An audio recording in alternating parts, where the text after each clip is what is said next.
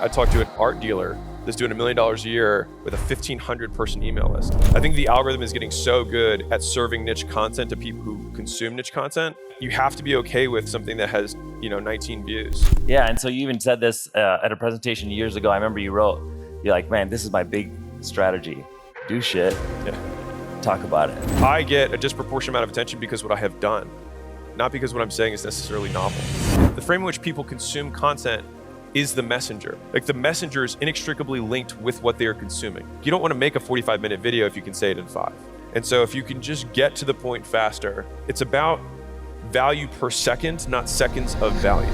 How did you go from having all this knowledge and throwing it up on spreadsheets that no one can understand to being able to present the ideas to where now millions of people in the country learn from you as their teacher? So the process that I outlined in terms of making content better and finding ads that worked is probably the single most repeated process I have in my life, which is I do a ton. And so, dude, thank you so much for being here. Yeah. I know, I don't know if you know this, bro, but I've been trying to make this moment happen for 3.5 years. And I call it pleasantly persistent, but I just keep asking, man. So thank you for making it happen. No, thank you for pleasantly being persistent. Yeah, man. Yeah, thank you. I did it for you, bro. It's for you. Yes, sir. So here's the deal. Is your chair shaking right now, bro? Or is that me? I think it's the walking. Oh, okay, got it. I was like, dude, is something wrong with me? Fuck. All right, so in the past 40 months, Alex, you talked about you built a 7.8 million fan audience across all these platforms, 2 billion impressions, 35,000 pieces of content. You spent $4 million across that time period. And I was thinking that the thing we could do to bring the most impact today is everybody here wants to build a powerful personal brand. They want to grow their business. And can you first, before we get into this, all the tactics, we have so many things to share with you guys today, but can you first define personal brand and why you think it's so important for everyone? So I think personal brand is just the things that you choose to associate with. And so you have ideals, some sort of business that you want to associate with, people that you want to associate with. And it's just curating the things that, just as much what you want to be seen and thought of with, as much as what you don't. And I think one of the big things that happens early on is we want to say yes to everything, which is kind of tough because sometimes you're like, I don't really like this person that is asking me to be on their podcast. It's like, well, everyone's going to associate you whether you like it or not. And so fundamentally, like brain doesn't see in negatives. It only sees in positives. As I say, don't think about a pink elephant. We all still think about pink elephants, right? And so you can't like unbrand. You can only positively pair things. You can't dispair. And so it's really by avoiding things, kind of like pruning a garden, that you can make a really nice brand. So a lot of branding is about choosing everything you're not going to associate with and then seeing what's left. And then that becomes the brand that becomes purer and stronger. And so I think, especially as everyone here, what I would dissuade you from doing is, one, talking about things that you haven't done or pretending to. And that's like 95% of people here. Not you, everyone else. And the other, so one is pretending to be something that you're not. Because that's when a lot of people are like, man, I have imposter syndrome. It's like, you have imposter syndrome because you're lying. Yeah. You're pretending to be something that you're not. If you don't pretend to be something you're not, if you state the facts, you tell the truth, there's nothing to feel like you're an imposter about. If you made 5,000 dials and you made this many mortgage sales, that's what happened. Someone can hate you or love you, but you stated the facts and told the truth. And so I think that has always been our North Star for everything we do is, and if that's not compelling, then make the truth more compelling. Like do more shit. And then when you talk about it, people will be like, wow, he made 35,000 pieces of content. Okay, then maybe I'll listen to it because of that work, independent of whatever output happened. So if I had 0 people who followed me, well, you'd be like, I know how to post 35,000 pieces of content and get 0 followers. Let me tell you how that worked. Yeah. Like it'd be still interesting, right? It'd be like, here's all the things not to do. Yeah, and so you even said this at a presentation years ago. I remember you're like, man, this is my big strategy. Do shit. Yeah. Talk about it. Do bigger shit. Talk about it. It was like very simple. Yeah. It was just like do the thing and then talk about it. And so one of the things that I think when we get into content strategy that people struggle with is education or entertainment, yeah, or edutainment, yeah, as you called it. And I look at like all of us look up to these accounts on social media that have the biggest followings and they're entertainers. Yeah. And, I feel like we look to them for content strategy, but yeah, I don't think that's a good plan for people in the industry who want to grow their brand. Yeah. So I I didn't know. And so I'll very much like, let's see. And so we widened our scope in terms of our content with the intention of, or at least the theory behind it being, if we got more people to see our stuff, then if we catch with a bigger net, then there's still going to be more in absolute. So relatively fewer people in the audience are going to be business owners for me, but a larger absolute amount will be business owners if I go wider. And that wasn't the case. And so after we did that for, I think it was like 3 or 4 months, we just kind of like went pretty wide with the content. I made a college video, I made a relationship video, I made a handful of videos on like philosophy stuff that I'm into. And what happened was the actual objective metrics of the business, our opt-ins went down, book sales went down, but we got more views and more subscribers. And so it's really, really tempting to start getting into the vanity metrics of views, and views, subscribers, followers, whatever. But I never did this to get famous. I did this to get richer, to be very clear. And I always want to, like, I always like to be very transparent about that. And so making content has always been a means to an end. And so if you're in business and you're making content for the means to an end, which is like you want to be able to price in more premium, you want to convert at a higher percentage, you want to be able to, get free customers inbound. All those things are benefits that come downstream from building that personal brand, which is really just the pairings and associations that your ideal avatar finds positive. And so that's the thing is, when I told the story, but I had a business owner friend of mine, does about $1 million a month, smaller business, and he came in and he was talking to me, and he was like, yeah, offhandedly, he's like, yeah, I stopped listening to your stuff a few months ago, and I've been listening to it for like 5 years. He's like, I guess I'm just not really your avatar. And I just like, it's like, dude, you 100% are my avatar. And that's when I went down to the team and I was like, we need to change it all. Like, we have to just talk about business. And so back to business became the whole theme. And if for those of you who have seen my content, that's what we focused on. So what was the result of making that change? Yeah. So once we went back to business, my average views for video dropped in half. But as a result, we didn't have to have nearly as heavily produced stuff. And so it's very much just like me talking to the camera, me with a whiteboard, whatever. And we got more opt-ins on the site, more book sales, which are the two kind of like leading indicators for me downstream for portfolios. And yeah, I mean, like and for me personally, I like business. That's all I like talking about. So me talking about other stuff is actually like not fun. I have to like get amped to do a Mosey Meals thing. And I'm like, who cares? It's lunch. Yeah. They're like, they want to know. And I'm like, I don't think they do, man. Yeah. And so it was a good experiment. But I will tell you, I think the algorithm is getting so good at serving niche content to people who consume niche content that you have to be okay with something that has, 19 views. I'm being dead serious about it. Like, I've had so many businesses just in the last couple of months that I've spoken with that, I talked to an art dealer that's doing $1 million a year with a 1,500 person email list. I'll talk to a person who super niche down in registered dietitian who helps people registered dietitians bill insurance more accurately. That's her business. Like, talk about a niche of a niche of a niche. And she has 5,800 followers. And she told me she made her first sale when she had 8 people on her email list.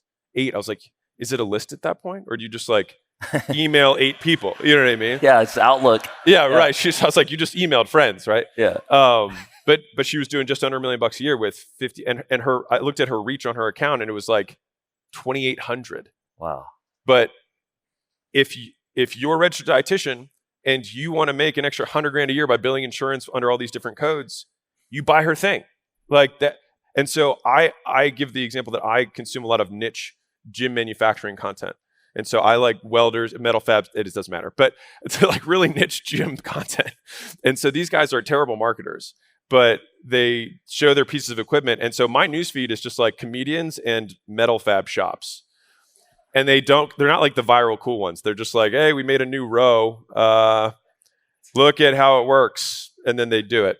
Yeah. And so I say that because that guy has somebody in his ear saying, you should be making stuff about like, whatever viral meme stuff is. I don't know, falling out of a cliff or trying punching a stranger or whatever. You know what I mean? Like, ask 10 gym owners how many pieces of equipment they want, whatever.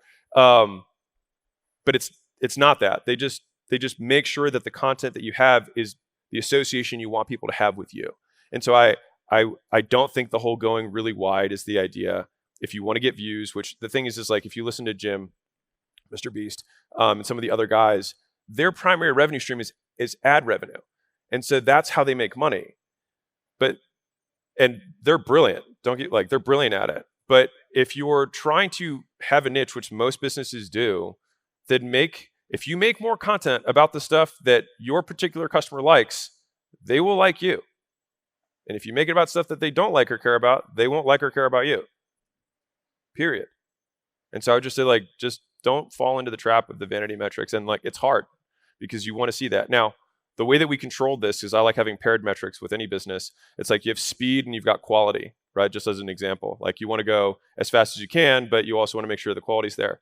So once you know that you're getting the right people who are consuming your stuff because you're making the right content, then at that point, then you jam the views by all means.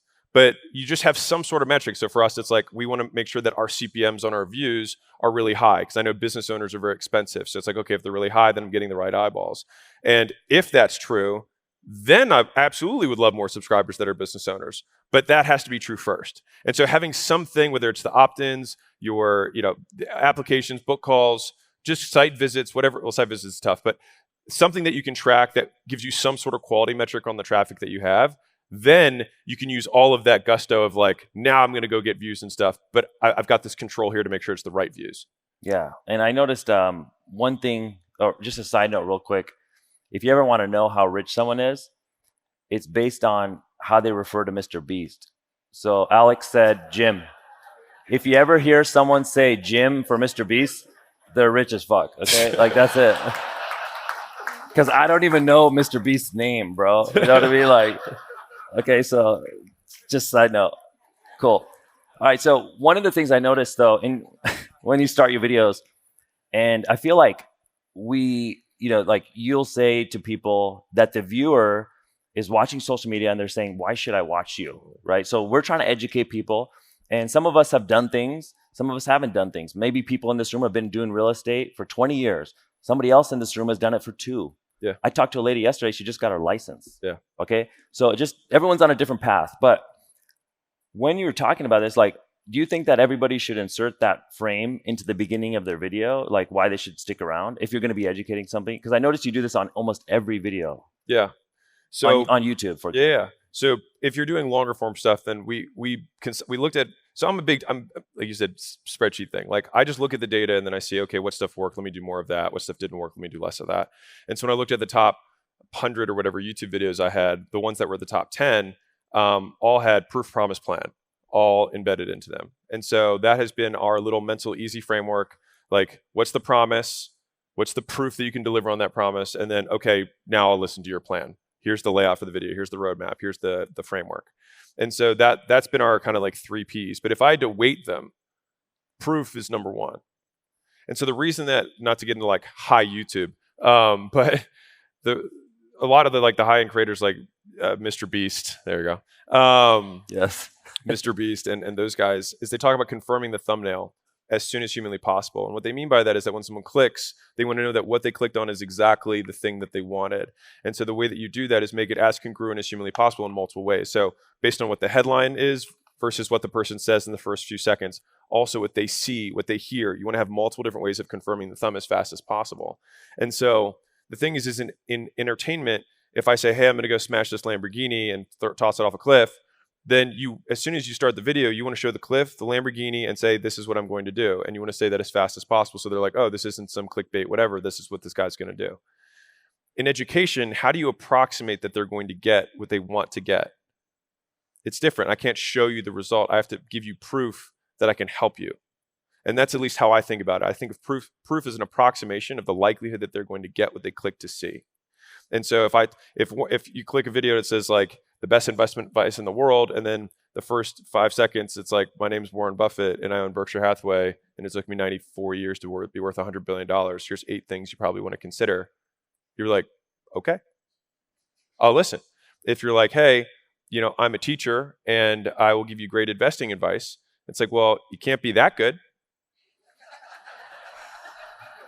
Yeah.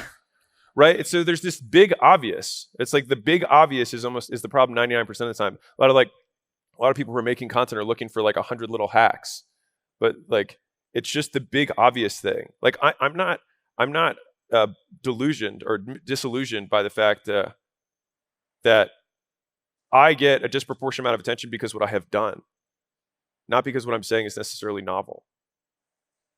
And so like Gym Secrets was a podcast that was around before I sold Gym Launch, and none of y'all listened to it. And it was fire. Yeah. But it was only after we sold Gym Launch that people were like, oh shit, he knows what he's talking about. Okay, now I'll listen. Right. And so obviously the stuff has to be good, but the frame in which people consume content is the messenger. Like the messenger is inextricably linked with what they are consuming, with the message itself. And so I think not enough people are paying attention to who they are and what they have done when they are claiming that they can help someone, and trying to focus way too much on the stuff being said. Yeah. Like Gary's here. I think they're doing what, $350, $400 million a year in Vayner, Yeah. right? Like if he didn't, imagine just erase that and then everything else is the same. No one cares. He's just a dude talking about social media. How do you know? How do you know that what he's saying is true? He has no proof. And so like I wrote this down the other day. I didn't write this down, excuse me. I yelled it at someone. I was trying to like make myself sound better. Proof, motherfuckers. Proof. Like that's what matters. Like if you get one thing out of all the stuff that I have to say here, it's proof. So I'll tell you a quick story because I think it'll be relevant. Yeah. So I recently did a big review. This will be a common theme, by the way, is that I just look at a bunch of data and then I'm like, let me see if I can find two interesting things. And so I looked at 2,000 ads that Gym Launch had run over 4 or 5 years because I was helping their marketing team with something. And of the top 50 ads, 40 of them were not me. It was just proof. That's all it was. Proof. 10 of them were educational, which I see as an approximation of proof. If you're very good, people are like, oh, wow, he knows more than me. That's pretty smart. Okay, he must know, right? So then you have to, basically someone has to reason that you're good versus just showing them that you're good. And so with that, what's interesting is that of the 2,000 ads, 80% of them aren't proof. Just 80% of the top 50 are. So what should I be doing? More fucking proof ads. Yeah. Right?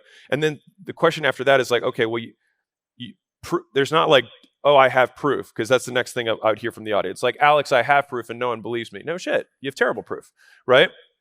And so proof exists on a continuum. So you have on one end, so let's say I'm selling teeth whitening, just as a hypothetical extreme. If I have yellow teeth and I swish this stuff around and I spit it out right now in front of Neel, not at Neel, in front of Neel, and he looks at my teeth and they zoom in the camera, you'd be like, holy shit, this stuff works. The next question you have is it permanent? Will it damage my teeth? Like how long will it last? Whatever. Like those are buying questions, but the likelihood that it works is no longer a question in your mind. And so that's an extreme version of proof. That's live, in person, raw, unedited. And there's a big checklist of proof that we have. But that's this extreme. On the other extreme, now, and if I were, let's say, if you're an Asian girl and I'm an Asian girl, then you'll believe it more. Right? If you're an old black guy, you might not believe it as much. Whatever. Like everybody's like, the more relevant you can make the avatar who's getting the experience, it becomes more analogous for them. They say, oh, that person looks just like me. Therefore, I can take that experience and say it would also happen for me, which is fundamentally why we have different avatars when you're trying to show proof. And this is like customer success stories for us seem to be doing the best. So proof. It's the proof. Yeah. And on this extreme, the worst one would be something that's, instead of visual, it's descriptive. So instead of showing you the teeth, it talks about the experience. And it would be not visual at all. So it's not video, it's text. And it's of a person that is not like the person who's reading it. And it's 5 years old, right? And so it's like, these are degrees of proof. And so if you give yourself kind of a proof audit, which is, I had an ad, I remember a few years ago, it was one of the top ads. I just made a post in my community of gym owners. I just said, how much extra money have you made since you've been here? I was like, just answer. And then all I did was I recorded my screen and I just scrolled. And it was 5 minutes of scrolling. That was the ad. And it crushed. Made me a lot of money. Wow. Yeah, it's just like, I noticed when we share customer success stories, it's one thing when you just say it, that's better than nothing. But when we show it, so for in the real estate niche or in the mortgage niche, when we show the real numbers that somebody saved or that we show the result we got our clients, it seems to work really well. And so I would encourage everyone here to just really double down on that. And I've always been wondering why it works so well. And Alex just explained it like perfectly. So that was a great analogy. So one thing I wanted to kind of clarify for everyone here is you talk a lot about content strategy, and then a lot of it relates to YouTube, but then you do a ton of short form as well. Mm-hmm. Which do you like for someone building their personal brand? Where should they start? Where should they double down, or is it all of the things? Like where should they kind of focus? So I think it's helpful to think like, okay, what is advertising? Advertising is just letting people know about your stuff. And so as many ways as you can let as many people as possible know about your stuff, great. So then it comes down to return on resources. So because like take it to the natural extreme, if you only did shorts and you were amazing at them, you would make a lot of money. If you only did longs and were amazing at them, you'd make a lot of money. So it's not which one is it. It then comes down to the person of what's my return on effort. You may be better naturally or have some head start in one of these two directions, or you might not have the resources right now to make good enough long form videos that you get stuff. Maybe shorts a little easier for you. Then in that case, if you look at this much effort that I'm going to be putting in, then you do have an absolute A/B answer of like, no, shorts is what I should do because given these resources, I'll get a higher return on it. And so that's very much between your resources and your skill sets. But we started with shorts because I could put out more of them, and I did them once every 90 days. So a team would fly out, I would sit there, I'd record 100 in one sitting, and then that was it. And then I would go back to work, and then people will watch them, and I had to make more. And then so that's how many of us discovered you is through the shorts, and then we found your long form and all that stuff. But I think like people don't have that big budget to get started, or maybe they do. I mean, time budget too. Time budget. Yeah, when I see resources. Yeah, sorry. Same thing. But it's like, but I noticed when I recently attended one of your workshops, business workshops, and we talked about like, the constraint, finding the constraint in your business. And for people who are trying to build their personal brand, their constraint may be content distribution, or it might be editing, or it might be, getting this stuff out there. And I feel like we make investments everywhere else, and we know that content works, and we know that doing more content would work, but we don't do it. And, why is it that like we spend resources and money and time on the shit that doesn't, like, I even got this realization sitting in the workshop, like, what the fuck am I doing, bro? Like, there's something that works. Why am I not doing more of that? And then I'm wasting my time over here. Is it like, are we all like, do we have like an internal defect like that makes us go this way? No, I think it's short-term reward. That's it. Like fundamentally, like if you can delay reward, if you can actually just work without needing to see some sort of cookie immediately, you can beat everybody. Like it's not even like you have to wait that long. You just got to be able to wait longer than most people, and most people can't wait ever, at all. And so, to Neel's point, what the issues is, especially within the entrepreneurial community, is that we're rewarded very early on in our careers for switching. You were in a career that you hated, you were in a job they didn't like, you were in some circumstance, and you decided to start a business. And so you changed. You took a massive action. You changed your conditions, right? And then you got rewarded for that. And the problem is that you need to do that once and then never do it again. Because once you're in, now you've made the big change. Now the big change is inside that you have to make, which is you have to learn to persist. And a lot of that looks like facing the unknown and having no idea what you're going to do and taking steps anyways under the faith that with each step you will learn a little bit more and get a little bit better, and you'll be able to see one step ahead. And that's all it is. And that has not changed in my entire entrepreneurial career. People ask me what my 5-year plans are. I'm like, I don't know, because 5 years from now I'll have so many options I can't see. But I know that today I need to do this. And it's the same thing I had to do yesterday. And I will keep doing it until we get to this point, because then that will open up other options. Yeah. And so like that, finding that problem and focusing on it, it may not be the most fun thing, is what I found. Like it's going to be really hard to find that person. Like we haven't tried, we've gone through people, it didn't work. Yeah. And we've had to fire people and bring them back and do all these things. And then that part though is where like we're going to see the most growth. It's the difficult shit that nobody talks about. Yeah, most of the solutions that are required to grow a business are not novel, interesting, or fun. It's like, okay, so I'll give you an example. Like we bought a company. It's a big chain. It has 30-something locations. And so we're like, okay, so we spent 4 hours redesigning the sales process at 5x LTV. And I was like, all right, roll it out over the, to the next, like retrain the entire staff across all the companies or all the locations. They're like, that's going to take like 6 months. And I was like, yep, we're not going to do anything else. That's it. That's all we're going to do. But what about content? What about ads? It was like, why would we care about any of that? Like if we 5x LTV with this new sales process, that is all that matters.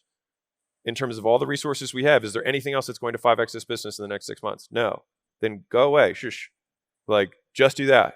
And so a lot of you guys have all of these go away shush ideas that you need to tell yourself, like go away shush. Like, I don't need to do that. Like, if you have 10 sales guys and those sales guys are doing X volume for you, then tell me why we can't have 100 sales guys. Like, explain to me the physics of why we can't have 100 sales guys.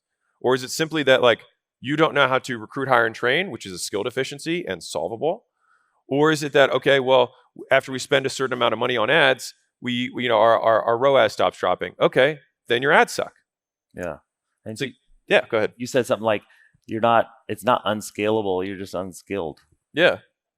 Yeah, it's not like a harsh truth, but yeah, no business is like, I get this question all the time. They're like, am I in the right vehicle? And sometimes I wish I hadn't made that video, because I feel like it gave a lot of entrepreneurs permission to like jump out on things that are completely legitimate, fine businesses and are just hard. And it's stressful, and it's always stressful. It never stops being stressful. So like, stop seeing stress is a bad thing. Sorry, just as a side rant there. Yeah. But if you simply frame the thing that is blocking the business as something you do not know how to do. So rather than saying sales guys don't work for my business, say, I don't know how to get sales guys to work for my business, right? Instead of saying Facebook ads don't work, say, I don't know how to make Facebook ads work. All right. There's a very big difference. And fundamentally, first off, if you're in a business where there's other players in the marketplace, if someone else is doing it, it obviously can be done. And the funny thing is that to develop the skills that are required for some of these things, like Facebook ads or hiring a sales guy or writing a script, like it takes like 20 hours tops. Like, Facebook is a gazillion-dollar company that had all of these really smart engineers try and make it as easy as possible for you to make money on Facebook so that you would pay them more money. Like, a lot of these tech platforms and people are so afraid of, it's like they spend so much money to try and make this easy, and you're still a pussy for not trying because you're afraid of looking stupid to yourself when no one's watching, which is ridiculous. Clap it up. And so, if I could be honest with you, like, I remember seeing you speak at Brad Lee's office in 2020, and bro, like, I was lost, man. It wasn't that it was boring. It was just, I just got lost. I didn't know what you were saying. And, so I noticed, like, people here who like see Alex now, they're like, man, this is amazing, blah, blah. But I feel like you were still of a similar intellect at that time as you are today. But now you become like so much better at presenting and teaching and all the content. And so I feel like is it the reps? Is it something that you really focused on? Did you get a coach? Like, how did you go from having all this knowledge and throwing it up on spreadsheets that no one can understand to being able to present the ideas to where now millions of people in the country learn from you as their teacher? So the process that I outlined in terms of making content better and finding ads that worked is probably the single most repeated process I have in my life, which is I do a ton of volume, and then I look at the top 10% of that volume, and I see, what does this have that's different than this other 90? And then when I see, ideally, if I properly identify what the difference is between that 10 and 90, then I cut out the stuff that's in the 90 and do 10 times more of the 10. And then I do it again. And that has fundamentally been how I've approached everything. If I want to look at, like, how do I improve a sales script, I listen to all the sales calls. I look at the ones that we were like, these calls are pristine. They're awesome calls. Like, look at the looping, all the stuff that's involved. We're like, okay, what was different about these calls versus the others? Okay, we didn't talk about this thing. We didn't ask this question, but we did add this question. And so then the script gets pruned and it gets cleaner, it gets tighter. And so when I looked at the content that was doing better, it was content where I didn't use big words, where I didn't talk about complex topics, or rather I talked about complex topics in a simple way. And so I was like, oh, so one of my first early videos that hit was, which now has come to haunt me, how to get your wife to go where you want to go to dinner, which is, you wouldn't be opposed to going to Cheesecake Factory, would you? Which now everyone asks me if I'm opposed to doing podcasts, I'm opposed to doing speaking events, whatever. But the thing is that it was a sales technique, but it was applied in a way that could be more accessible to other people. And I see that as kind of like the best of both. Is if you can, like, I'm not against getting a viral video as long as it's about business. And so that was a video that talked about a really powerful sales technique, but did it in a context that many people are in every day, which is figuring out what you want to eat what do you want to eat for dinner. And so that was a great crossover. So I was like, okay, what was in this video? I was like, well, we had big brand names. So that was something that people recognized. I was like, I used simple words. I used an experience that happens to many people all the time, but it was tied to something that could make money. So it's like, these are all the things. And so then when I'm making other content, it's like, okay, is there a brand that we can draw into this? Is there an example we can pull in? Is there? And so it's fundamentally doing that process of the first step that everyone skips, do a shit ton, then look at the stuff that worked well, and then do more of that. And I know that sounds incredibly simple, and the only thing simpler is just not doing it. Hey, are you trying to build your personal brand through better content online? Well, if so, the number one thing you could do is start your videos better. I actually have a free resource for you on this. I put together my 10 best hooks. This is how you start the video so that way people stick around. If you want to grab it, just click the link in the description below. Now let's get back to the combo. Yeah, that's true. And so this is part of the pre-work sometimes you talk about. So it used to be that, and I'd done this too, we would just go in the studio, we got to make content and shoot from the hip.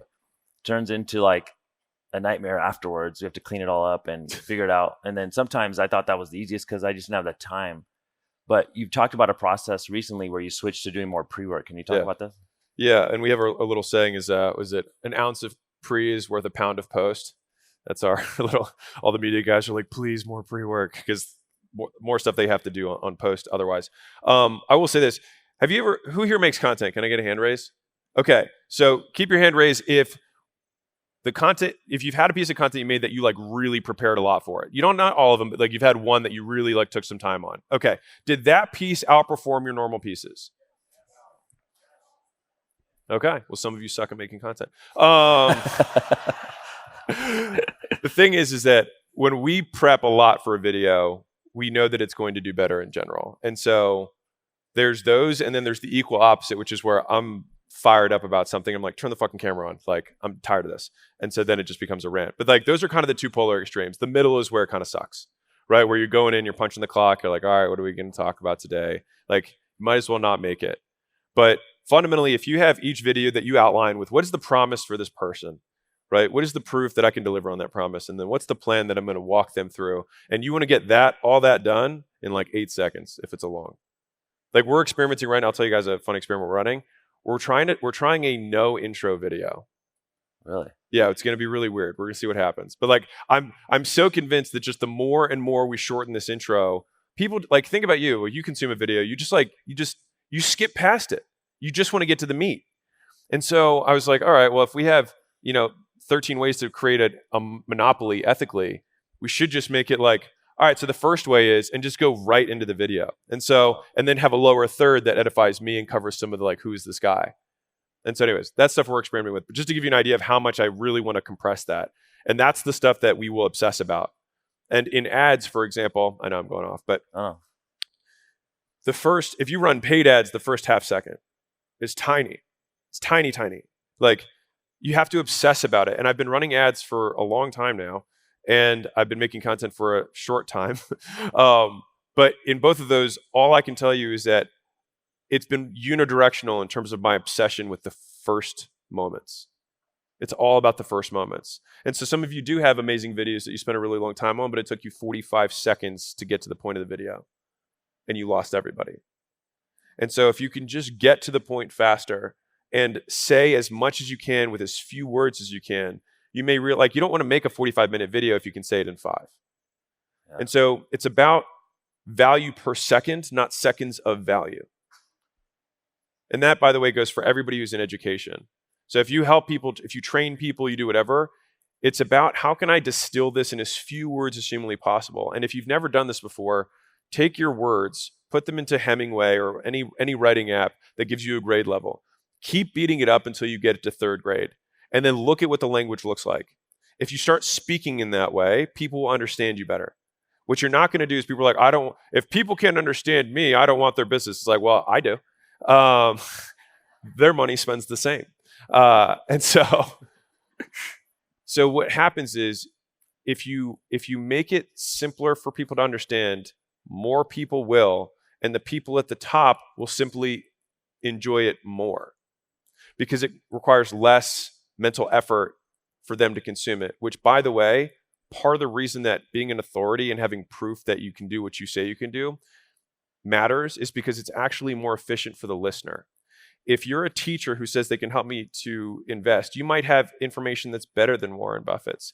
But I constantly have to appraise what you're saying in real time to decide whether I do think it's better or not. If the richest man in the world gives you investing advice, you actually don't have, you turn that part of your brain off. You're like, I'm just going to listen and take it as fact. And so it's actually lazier consumption to listen to an authority, which comes into whole ethical things around persuasion. But like fundamentally, that is why demonstrating authority is so important, because it actually makes it easier for them. It's less effort for the consumer.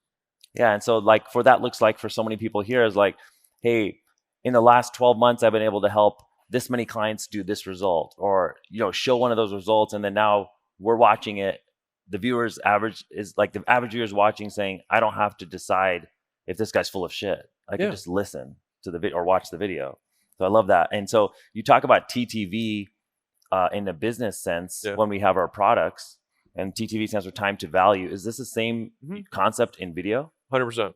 Okay, so like we talk about value per second. So a lot of the people in the room who said, let's do this, because I think this is really helpful for people here and watching this. The people that said they spent a lot of time on that video and they thought it was going to be a banger, and it wasn't. It bombed. Yeah. It got like 13 views on YouTube and it got 8 on Instagram. And they're like, they DM me at 11 o'clock at night saying, Neel, I know you're featuring content, but it just doesn't work for me. Yeah. It was probably because of this. Yeah. It's most likely because totally, 100%. 100%. Well, there's two extremes. If you're that person, right? So if you're that person, I'm talking to you. So you have two options. One is you can say, I will never do content again. I mean, that's like taking the logical extreme. Like, that's it. I will never try again. I am so fragile that me putting an hour into a video and it not working out, that I will forever forego a free form of advertising that could get me customers. No, like that's what you can do, right? Like, that's an option. Or you try again. Like, that's it. Like, you try again, you make 10 videos that you spend an hour on, and you look at the one that did better of the 10, and you say, what did this one have that the other ones didn't? And then you do more of that. And you, over time, we talk about having, so at acquisition.com, we were saying it's no silver bullets, only golden BBs.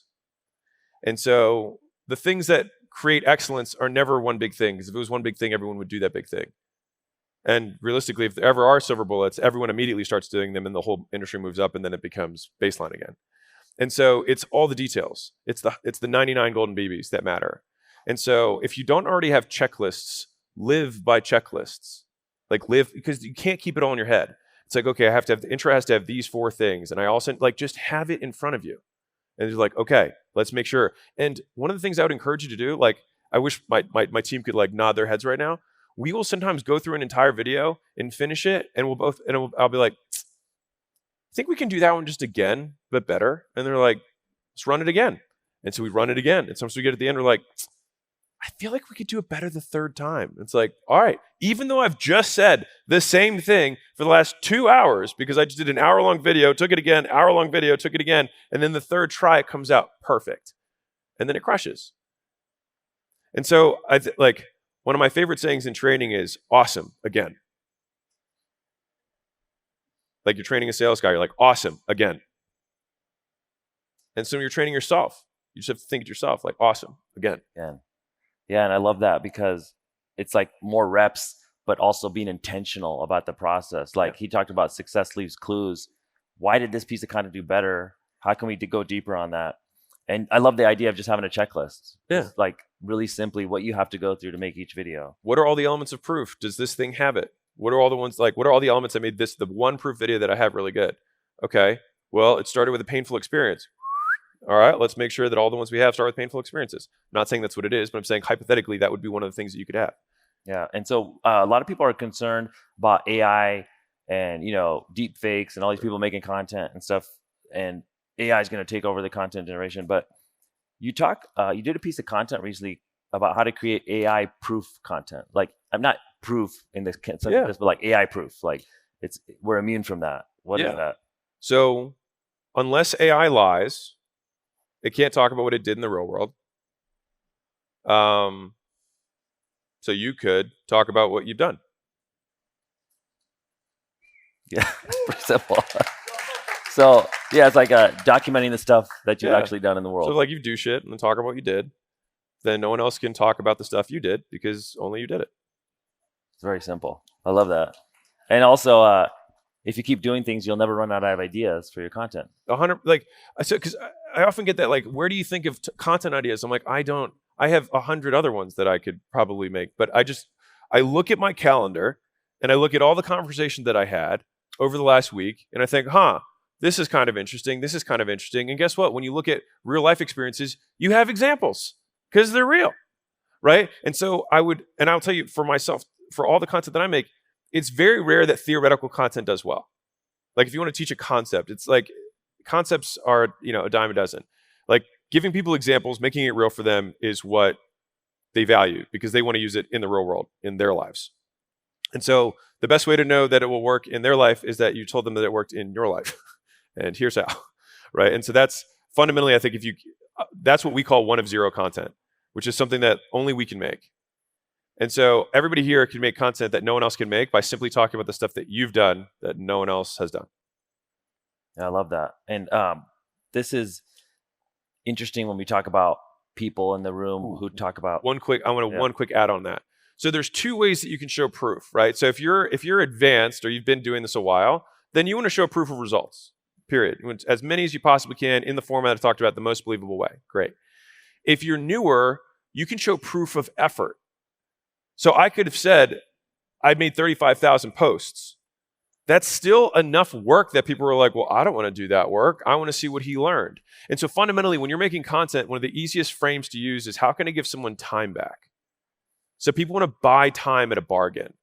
And so if you can just say, look at, this took me, I took 1,000 sales calls. Like for me, even when I was saying just now, it took me 4 hours to review 2,000 ads. You're like, well, I don't want to have to make 2,000 ads and it takes 4 hours. I'll list, like, what's the thing that you learned? Right? Like that's the idea. And so you can do that by just looking at the stuff within your business. And so this process of look back, see what worked, that is how you create content. It's how you solve your own problems. And so whenever you make a little framework for your team, just tell other people about it. And for those of you who are like, another team's going to use my checklist. Lots of teams use my checklists. Hasn't made me less money. Yeah. You even said something recently where somebody said, hey, I came up with the closer framework. Yeah. And no, you're like, no, I came up with it. Or, like how did, like, could you explain this really quick? Yeah, sure. No, I had a guy who was like, hey, I really hate, like he saw me walking around in public, was like, I used to hate you for a really long time, man. And I was like, cool. He's like, I don't anymore. I was like, thanks, and then he DM'd me afterwards because he followed me or whatever. And he was like, hey, it was because you stole closer from me, but I've gotten over it. I'm fine with it now. And I was like, bro, I don't know who the fuck you are, man. Yeah. No. But the thing is like, do you think it's possible that close the word is something that many salespeople have talked about and it's got 5 or 6 letters in it? So it's kind of easy to make an acronym that has a process around it. There's probably more. And you know what? There's another guy who's like, Hormozi stole that one from me, right? Like there's always going to be things that people feel like you're stealing from them or that whatever. First off, if he were better at teaching it, everyone would notice his. First off. Second of all, I've been doing it 4 years before him. Thirdly, even if, who cares? Yeah. Does he own the concept? Like, do you think Snapchat was like, Instagram, you took stories from us? Deal with it. Yeah. It's competition. It's how it works. I remember I went to a lawyer when someone copied my ads word for word. And they were like, yeah, that's just competition, man. They're like, this is an IP. They're like, this is what makes America. He's like, no, you have to get better. And I was like, well, shit. Yeah. Because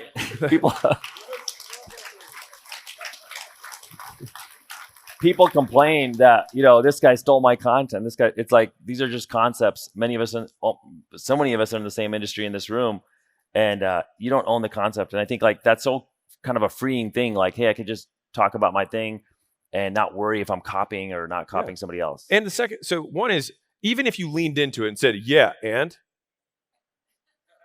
what are you going to do about it? You going to make more content? Beat me. Beat me. Like, Everyone wants to, like, they threaten you with some sort of moral imperative. And you're like, oh, I can copy your content. And what are you going to do? You're going to cry to mom? What are you going to do? Beat me. You know what I mean? And so we have this, like, I would never, it's like, it doesn't even matter. I think it's stupid to copy content because you're copying somebody else's life, which is dumb. But like, for that to be the argument, what a waste of time. Yeah, 100%. And so I want to get into like a few things about the actual content strategy. And then as we wrap up, one of the obstacles that everybody in this room faces, which is they tell me they don't have time for content. Okay, so first things first, calls to action, CTAs in your videos. Could you give us some guidance? Like where do you feel about this? What have you seen works? What doesn't work? Where should we put them? How often should we put CTAs in content? So I think this is my 2 cents. So we try and I used to put them in the end, middle. We now do like 30-ish% through the video because you just get more people who are going to see it. So about a third of the way through is where we do our little integrations, is what we call them. I never have, not never, but I try not to put pre-recorded CTAs in. I try and relate it to the content because then it kind of flows more naturally and it doesn't seem weird. And so we'll also think, like, right after we do a video, we're like, okay, what's the right CTA for this video? So if you have the same thing, like, I don't want to have the same CTA. Like, you want to have different lead magnets, different kind of problems that you can solve, that you can direct people. So it's like, if it's a video about starting a business, and I'm like, hey, you should check out school, right? It's free. And if it's somebody who's, if it's about private equity and like debt, I'm like, all right, we should check out one of the workshops at acquisition.com where you should apply to become a portfolio company, right? So it's like, I want to make sure that it's relevant. And if I'm talking about like offers or like a really tactical lead thing, I'm like, oh, check out my book. Like, I have a whole thing on that. And so it's just directing where I think it makes the most sense. And I think that's number one. Number two is, okay, how do you make CTAs? I think the problem is less about CTAs. I think it's more that there's not enough value in general. And so it's like, if you make the video and half of it's CTA, there's just not enough value. You haven't like deposited enough to create motivation for somebody to take action. And so as long as you have a banging video, like, you can put CTAs in. It's just, don't take up a huge amount of time. Let them know, like, what is it? Why is it important? How do they get it? That's it. And then just move on. And they'll just keep it very simple. So these are like 30 seconds in the middle? Oh, I think they're even less than that. I think mine are like 8. I mean, they're just like, hey, if you like this and you're trying to grow your company, I was like, we just started acquisition.com's workshop division. It's like, so if you're, 1 to 20 million, I was like, it's probably a good set for you. You can check it out. See you there. And then that's it. Like, just move on. He just did one for you. Here. There you go. There you go. So this is the thing. People tell me, Alex, they're like, yo, bro, I don't have time. Like, I'm putting out fires here. I'm doing this. And you did a concept recently where you talk about how you create content versus how you manage the business. Yeah. And you call this maker time. Yeah. Can you explain? Because I think this really helped me in terms of, like, I was trying to do both at the same time and it fucks it up. Yeah. So there's tons of research on switching costs between different tasks. Like, you're like, 3 times less efficient on both tasks by switching. And so fundamentally, you have time where the objective that you have is to make as many decisions as you can and have as many meetings as possible. And so I call that manager time. And so there are blocks of days, which is usually a half day or more, where this is manager time. And so I stack as many meetings as I possibly can, and you want the meetings to be as short as you can, as targeted as you can, so you can make as many decisions as possible. So that... Sounds painful. Well, I tell the girls, I'm like, just destroy me. Just put everything you possibly can. And if someone's like, hey, do you got a second on Tuesday? I do mine on Mondays. It's like, yeah, next Monday. And they're like, no, but like, this is... How urgent is it? Is the business going to end? No. Okay. So it's not urgent. All right. Monday. And what happens is, in the beginning, people are going to want to interrupt you. But very quickly, they're like, oh, Monday's the only time that I can talk to them. Guess what happens? They start preparing to talk to you. And so then they think ahead of, what are all the things that I'm going to need, looked at this week, so they can make decisions ahead of time. And so you can be way more efficient with your time. And so fundamentally, it's knowing that, for me, the things that have moved the business forward the most, when I look back on months and quarters, it's the stuff that I did in maker time. The manager's time just occurs. And so you need to make time for maker time. You don't need to make time for manager time. Manager time happens. And so it's really just fencing off where all of your distractions go into. And when I start those days, I know I'm not doing anything productive. And for some reason, for me, I'm like, I give today. Like I offer today as sacrifice to my business. Like bother me, distract me, tell me the 100 things that you want, yellow or pink. I'm like, I don't care. Like pick one. Yeah, that makes sense. And so this is like when you're in maker time, nobody's bothering you. You're just working on this stuff. And you talk about using maker time to do the one thing. Mm-hmm. And what is that one thing for you? And like, how can we relate to this? Because I think that's the part that people are missing. And that's why I talk to them 5 years later and we're having the same conversation. Nothing's changed. If you don't know what is constraining your business, you are the constraint. And what I mean by that is like your lack of knowledge. And so ignorance is the biggest debt we all pay for not knowing how to do the things we should. And for me, having absolute clarity on the one thing that's holding my business back means that every waking hour I have is dedicated to solving that problem. And sometimes solving that problem might take a year and a half. Sometimes it can take a month. Sometimes it can take a week, right? If I want to write a book, because I think it would be important for my brand, that's not like, okay, I'm going to write a book this week. It's like, no, but it's got to be a good book. Oh, that takes more time. And so it's like, but if I do this thing, then it will make the other goals that I have shrink into irrelevance or occur as a result naturally with less effort. And so we spend a lot of time trying to find like, what's the kill shot? Like, what's the one big domino, I think Tim Ferriss calls it, of like, if I just knock this one thing over, everything else becomes irrelevant. If you were to build the largest, real estate mortgage personal brand in the space, would that make all of the other goals you have kind of happen anyways? Maybe. I don't know what your goals are. Yeah. So for me, when I started this whole journey with acquisitions.com, I was like, well, what's the most valuable thing for an investor? Which is proprietary deal flow, which is deal flow that only comes to you that's incentivized. And so I was like, okay, well, if I just built that, then I can make up for the fact that maybe I'm not the best at picking companies. Maybe I'm not the best at, maybe I don't have more capital than Blackstone. You're like, what are the distance? But if I have this, then that's something that I can compete, right? And so trying to be really clear on like, what is that thing that I can pour all my effort into that realistically you don't know how to do yet? And that's what maker time is 90% of the time, is figuring it out. Is figuring, like, the job of the maker is to do something that you have not done before. And by doing that, you get better. And so sometimes it takes 2 weeks to identify and ask the right question. But then once you ask the question, then the answer becomes clear, right? And so I will say, though, to be clear, if you're in a smaller business, your maker time is going to have to come outside of business hours. So it's the 9 to 5, you're doing your job. But it's the 5 to 9 in the morning and the 5 to 9 at night, which is where you're going to have your maker time. And if you're like, man, that sounds like work, welcome to the world. And if you're like, well, I'm not willing to do that, that's fine. I'm not saying you should. I'm just saying somebody else will and they'll beat you. That's it. Simple. Yeah. It's like, I feel like a lot of people are talking about putting out fires and even talk about letting fires burn and building your teams. But if you're not there yet, and you haven't gotten to a position where you could hire a bunch of people because you don't have the revenue or whatever that is, then you need to do it. Yeah. And so I spent like so much time at night just doing content, and then for years until I could actually afford to be able to do it during my work hours. So 4 hours is what I recommend for everybody. So if you're not at 3 million a year yet, so it's about 3 million a year where you can start moving some of this around, but 4 hours a day is what it takes in advertising to keep letting people know that you exist. Because no one cares and they have forgotten about you already. And it's 4 hours a day of just reminding the world that you exist. And so you can do that via content, you can do it via paid ads, you can do it via outreach, it doesn't matter. But 4 hours, if you do that every day, you will never go hungry. Because it's really hard to do something for 4 hours a day for a year, every single day, and not get pretty good at it. It's tough. Like, it's really hard to do. And most people won't, and that's why you win. Right. That's it. And it's simple, not easy. And most of you guys already know that. Correct. Now, as we wrap up here, Alex, like, by the way, has this been helpful for you all? So good.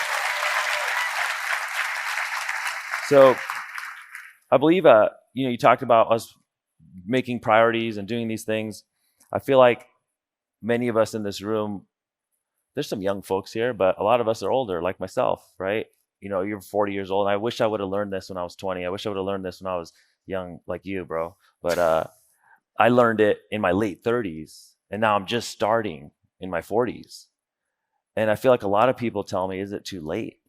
Fuck, is it too late? And so what words can we give these people who are like, bro, I've been working on the wrong thing for the last 20 fucking years. Yeah. I'm 50 years old. I'm 48 years old. I'm 52 or whatever. Like what can we say to these people who are like and to actually say, hey, man, it's not too late.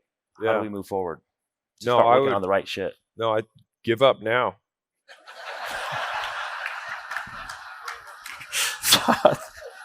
Yeah, bro. Just accept that you will never win, and that there's nothing in your control, and no one has ever been in a worse circumstance than you and made it work better. Like, you have insurmountable odds being in a room that you paid hundreds of thousands of dollars to be in America, access to technology, and you're right, you won't.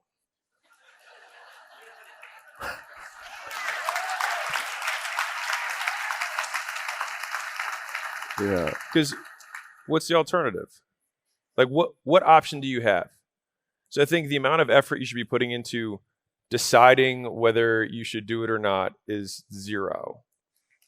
Like I have so little energy to convince and so much to educate and support. And so I think that for you, like, if you know what you have to do, then all of the space between knowing what you have to do and doing it is your competitor's opportunity. And so if the thing is what are you going to do? You're 45. Okay. So you've got 20 more years. You're just going to say, well, I guess that's it. It's like, well, then die now. Well, you're pretending like you're dead, so you might as well just do it. I'm being purposely hyperbolic here, but I'm saying this because some of you have to get slapped in the face with reality. It's like, what are you going to do? What else are you going to do? Like, what are you going to do all day? And so fundamentally, I think, like, what does this change about my behavior? So rather than having all the, like, what if it doesn't work? What if people laugh about me? It's like, if more people know about my stuff, I will make more money. Period. If more people know about my stuff, then more people will buy. Okay. If that statement is true, then what actions do I have to do on a daily basis to let more people know about my stuff? If I make more content, make more calls, I run more paid ads, or I make more ads every day, then more people find out about my stuff. Okay. Well then, unless I'm complaining from the fact that I can't handle the number of calls that are coming, which is one of the problems that I've always had in my whole life. I usually outmarket my ability. Like, usually I have to just, like, sit on my hands and be like, just let me know when you want more leads. But until you get to that constraint in the business, then you are the constraint. You need to make it rain. It's like you want to be this big successful business owner, but you're not willing to say, like, I started late. So did Sam Walton. So did Colonel Sanders. You know what I mean? But, like, again, it's this fallacy of the perfect pick, that you wish you could choreograph your entire life from day one so that you could, be number one in this space for a few years, and then somebody else will be number one. Like, it's completely irrelevant. Because I think the big thing is that we have this external goal, that, like, this thing that we want to achieve, but, like, who knows who the top 20 richest guys in the world were 30 years ago? Bunch of Japanese guys before the Japan economy crashed. No one remembers. It was those guys' whole life goal to get there. But even if you're number one, even if you're Bezos, even if you're Musk, you touch the top for a few seconds, and then you're gone. And so, like, the idea that you wouldn't begin on something that's uncomfortable, that's going to make you better, because you don't think you're going to be able to touch the top, which also isn't going to be relevant anyways, means that you don't think you're worth investing in making better at all. And I think that's fundamentally, I've seen the purpose of my life as to grow, to get better. And so if I have opportunities to get better, then I'm excited. I'm like, cool, let's do it. I don't know how to make content. To your point, everything's relative. I started making content when I was 30, whatever, right? Like, realistic, like, trying to actually do it.